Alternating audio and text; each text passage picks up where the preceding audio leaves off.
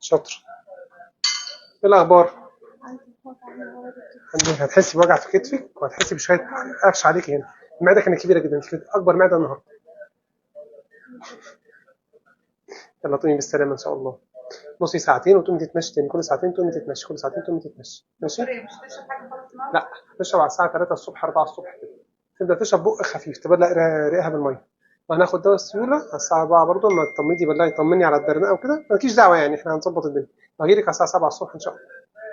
لو الدنيا ماشيه كويس كله تمام هنروح. اي حاجه تعوزيها انت معاك رقمي، ابعت لي على الواتساب او تكلمني او تبلغ التمريض يكلمني، ما عرفتش توصل. انت بس مالك مال فتحات بس، مش نخلص بس في حلال ربنا تبقي زي الفل. بس المعده كانت كبيره جدا والله، يعني احنا في الطبيعي بنستخدم 5 دبابيس، عندك استخدمنا 6. يلا تقومي بالسلامه. يا رب تقومي بالسلامه، بس الحمد لله مشيت امورك كويس.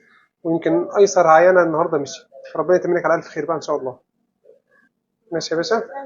ايه والله مشيت كويس ما شاء الله، ربنا يتمنك على خير. يلا الحمد لله على السلامه، اشوفك بكره ان شاء الله.